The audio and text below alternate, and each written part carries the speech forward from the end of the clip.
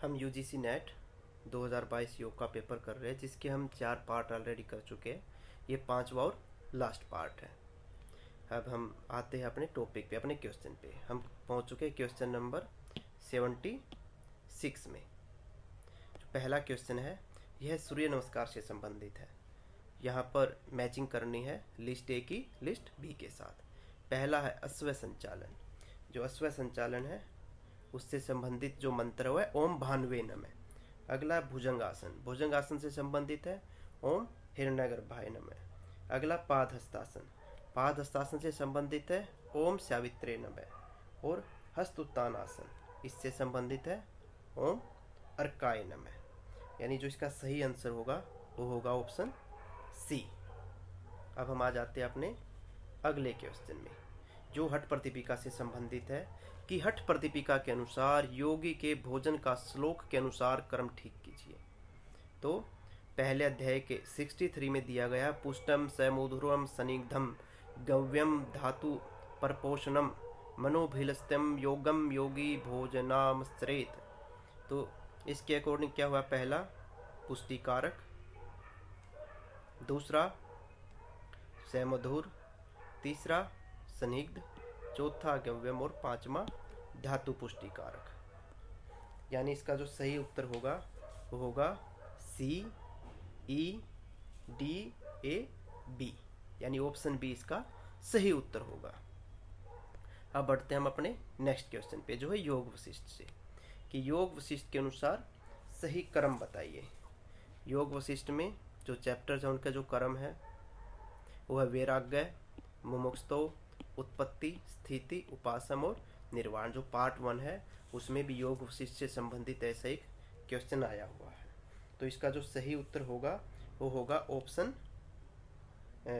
D, यानी सबसे पहले वैराग्य, और ऑप्शन सी एक में ही है। ये देखो, ये बार बार मैं एक दो क्वेश्चन में पहले भी मैंने बोला है कि जो डीप क्वेश्चन है उनके ऑप्शन ऐसे दिए गए हैं कि यदि आपको उसकी बेसिक भी नॉलेज है तो आप उस क्वेश्चन को कर सकते हैं। अब आ जाते हैं अपने नेक्स्ट क्वेश्चन पे। ये है त्रिशिखा ब्रह्म उपनिषद में वर्णित 10 यमों का सही क्रम चुनिए। तो जो उनका सही क्रम यमों का है अहिंसा, सत्य, दूसरा अहिंसा और अस्त्य और ब्रह्मचर्य, तीसरा है दया और आर्जव, चौथा है क्षमा और धृतिया धैर्य, और अंतिम है मिथ्याहार और सोच। मैंने साइड में स्क्रीन पे लिख दिया है कि यम ये है और 10 नियम भी दिए गए हैं और उनका क्रम भी, तो ये भी आपको पता होना चाहिए।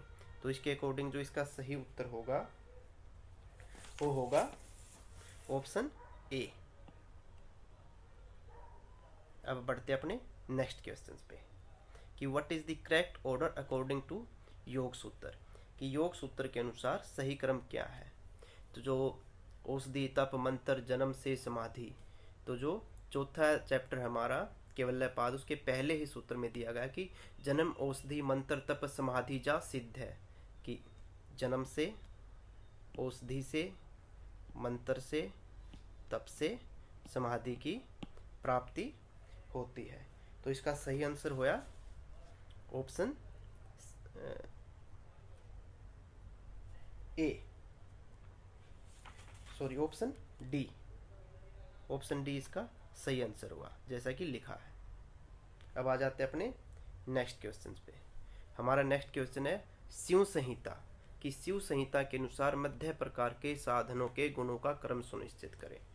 तो शिव संहिता में हमारे 4 प्रकार के साधक दिए गए हैं, मृदु, मध्य, अधिमात्र और अधिमात्रम। तो उनके अलग अलग गुण हैं, लेकिन जो उनका मूल गुण है या प्रथम है, मृदु का अतिमूढ़ है, मध्य का संबुद्धि है, अधिमात्र का स्थिर बुद्धि है और अधिमात्रम का महावीर्यवान है। तो यदि आपको पहला भी है तो उसके अकॉर्डिंग आप बाकी के कर सकते हो। तो इसमें इसके अकॉर्डिंग जो है ये है संबुद्धि। तो ई ऑप्शन यहाँ सिर्फ एक में ही दिया गया है। जैसे कि मैंने अभी थोड़ी देर पहले भी बोला था कि जो बहुत ज़्यादा टफ क्वेश्चंस है उनके ऑप्शंस भी थोड़े इजी है, ना कि आपको बहुत ज़्यादा कंफ्यूज करने वाली। यदि आपको बेसिक भी नॉलेज है तो आप कर सकते हो। अब आ जाते हैं नेक्स्ट क्वेश्चन पे कि शरीर में चेतना और सजगता का प्रवाह। परमस्तिक कोर्टेक्स का ज्ञानेंद्रिय क्षेत्र, विशेष अनुभूति के प्रति बोध और ध्यान, ज्ञानेंद्रियों से होकर गुजरने वाला इंद्रिय संकेत, ग्रहेंद्रियों की उत्तेजना, अनुभूति अबोध में परिवर्तन। तो सबसे पहले क्या होगा, आपकी जो ग्रहेंद्रिया है या आपके जो रिसेप्टर्स है उनको उनके पास आएगा, वहाँ से ही आगे इन्फॉर्मेशन जाएगी। तो डी यहाँ पर एक में ही है, इसका मतलब ऑप्शन ए इसका सही उत्तर है। अब आ जाते हैं अपने नेक्स्ट क्वेश्चन पे 83। यौगिक अवधारणा के अनुसार रोग वृद्धि। तो सबसे पहले क्या होता है, कोई भी यौगिक अवधारणा के अनुसार रोग वृद्धि होती है, रोग का जन्म होता है मानसिक स्तर पर। सबसे पहले क्या होगा, ये हमारे मानसिक स्तर को आंदोलित करेगा। उसके बाद यहाँ यदि हम सीधे ही आंसर पे जाए तो यहाँ सी पहले पे सिर्फ एक में ही है, यानी ऑप्शन सही इसका सही आंसर है। उसके बाद संवेदी प्रक्रिया बाधित होगी, उसके बाद प्राण के प्रवाह को बाधित होगा, उसके बाद चिंता की भावना आएगी, और उसके बाद शारीरिक स्तर पर आप रोग का असर होगा और ये पता लगेगा कि भाई अब रोगी उसके चेहरे से पहचाना जा सकता है या शरीर पे हो रही प्रतिक्रियाओं से रोग को आइडेंटिफाई किया जाएगा। योग क्रिया विधि कक्षा में कौन सा एक श्रेष्ठ क्रम है? इस सबसे ये कि आप नॉर्मल जब क्लास लेते हो प्रैक्टिकल, उससे ये कॉमन सेंस का क्वेश्चन है जिसको आप इजीली सोल्व कर सकते हो। कि सबसे पहले आप क्या करोगे, सबसे पहले होगी बैठने की व्यवस्था, कि भाई बैठने की व्यवस्था क्या है। अभ्यास जहाँ होगा तो किस स्थान पे होगा, बैठने की व्यवस्था कैसी होगी, अर्धवृत्ताकार होगी या वृत्ताकार होगी या पंक्तिबद्ध होगी बैठने की व्यवस्था, स्थान क्या होगा, कैसा होगा। उसके बाद आएगा कि आपकी आवाज़ क्या अंतिम श्रोता तक जा पा रही है या नहीं, तो ये होगा इसका दूसरा। उसके बाद आता है कि जो आप करवाने वाले हो, आज जो अभ्यास होगा उसका परिचय। इसके बाद क्या होगा, इसके बाद होगा शिथिलीकरण के अभ्यास, और अंत में होता है प्राणायाम। जैसे कि यहाँ आपको देखो, यहाँ पर आखिरी के दो सबके सेम है, यानी आपको आइडेंटिफाई कहाँ करना था, आपको आइडेंटिफाई करना था पहले दो में, यहाँ सबके अलग अलग आंसर है।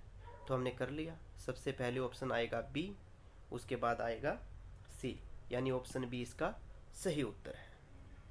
अब हम बढ़ते हैं अपने नेक्स्ट क्वेश्चन पे 85 कि शंख प्रक्षालन शुद्धि क्रिया में प्रयोग किए जाने वाले आसनों का सही क्रम बताइए। तो उसमें सबसे पहले हमारा ताड़ासन आता है, उसके बाद ताड़ासन के बाद आता है तिर्यक ताड़ासन, तिर्यक ताड़ासन के बाद आएगा हमारा कटी चक्रासन, कटी चक्रासन के बाद तिर्यक भुजंग, और लास्ट में आएगा उदार करीसन। इसके अकॉर्डिंग जो ऑप्शन डी है वो हमारा सही उत्तर होगा। ये तो देखो सामान्य सी बात है कि ताड़ासन के बाद तिर्यक ताड़ासन होगा, और यहाँ ए और ई सिर्फ ऑप्शन डी में थे। तो यदि आपके पास कम समय हो तो आप इस प्रकार आइडेंटिफाई करके आप अपना समय बचा सकते हैं। अब आ जाते हैं क्वेश्चन नंबर 86 में। अब ये क्वेश्चन रीजनिंग से रिलेटेड है। यहाँ पर ये कुछ लोग इसमें बहुत ज़्यादा कंफ्यूज होते हैं और कुछ के लिए बहुत ज़्यादा इजी होते हैं। यहाँ पर वैसे आपको बिना परेशान हुए चीज़ों को कनेक्ट करना है। पहला क्वेश्चन है कि कर्मों की कुशलता ही योग है। ये बिल्कुल सही बात है, भगवत गीता में दिया गया है कि कर्मों की कुशलता ही योग है। और इसने अगला पूछा कि फल की इच्छा को त्याग कर अनासक्त भाव से कर्म करना ही कुशल कर्म है। ये भी बिल्कुल ठीक है। इसका मतलब ए और आर दोनों सत्य है, आर ए की सही व्याख्या है। इसका ऑप्शन ए होगा और जो बिल्कुल सही है। अब आ जाते हैं अपने नेक्स्ट क्वेश्चन में। ये भी सेम है ऊपरले क्वेश्चन की तरह। यहाँ पर कहा गया कि तपस्वियों, शास्त्र ज्ञानियों और सैकाम करने वालों से योगी श्रेष्ठ है। ये बिल्कुल सही है।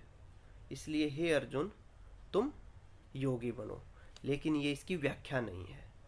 ये उससे अगला श्लोक है, उसी का पार्ट है, लेकिन यहाँ पर क्या गया है कि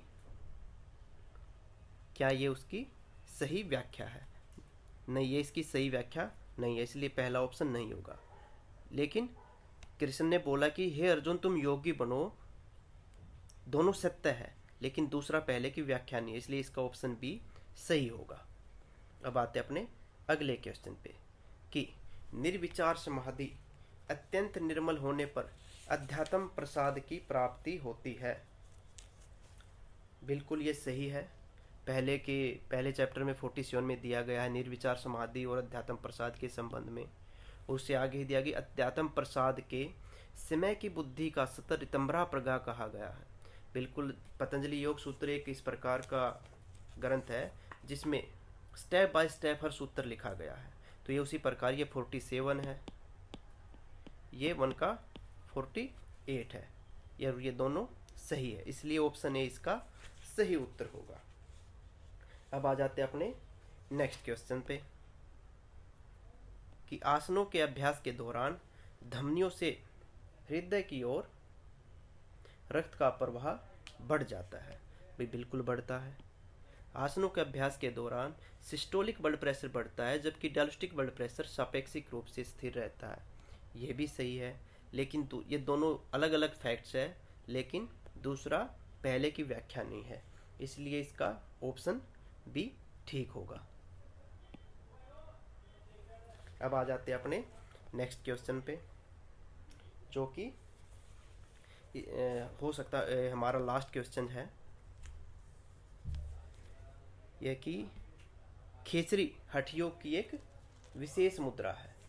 बिल्कुल, खेचरी हठियों की एक विशिष्ट मुद्रा है, सही कथन है। जीभ को उल्टाकर कपाल गुहर में प्रविष्ट कराने पर एवं दृष्टि नासाग्रह होने पर खेचरी मुद्रा कही गई है। ये भी एक सही ऑप्शन है और इसकी सही व्याख्या है, इसलिए ए ओ आर दोनों सही है और आर ए की सही व्याख्या भी है। ये बिल्कुल सही है। अब जो अगला क्वेश्चन है वो हमारा एक पैसेज है और उसमें से हमें आंसर ढूंढ के लिखने हैं। तो ये हर बार अलग आएगा, इसके लिए आपको शायद अलग से एक्सप्लेनेशन नहीं चाहिए। हाँ, आपको एक काम कर सकते हो कि इसमें सिर्फ 5 क्वेश्चन होते हैं, आपको एक एक्स्ट्रा सीट मिलती है, आप उस सीट पे एक क्वेश्चन लिख सकते हो। बार बार आपको आगे पीछे नहीं जाना पड़ेगा और आप एक ही बार इस पैसेज को पढ़ के अपना टाइम बचा सकते हैं और वहाँ पर आंसर नोट कर सकते हैं। हमारा ये 2022 यूजीसी नेट का पेपर हमने आज यहाँ समाप्त कर लिया है। होप है कि आपके लिए हेल्पफुल होगा, आपको पसंद आएगा। यदि आपको योग से संबंधित और भी आप चाहते किसी प्रकार की वीडियो बनाई जाए तो आप कमेंट बॉक्स में लिख सकते हो, और यदि आप लाइक शेयर और सब्सक्राइब करते हो तो शायद हमें मोटिवेट करेगा और आपके लिए और बेहतर वीडियो बनाने के लिए हमें मोटिवेट करेगा।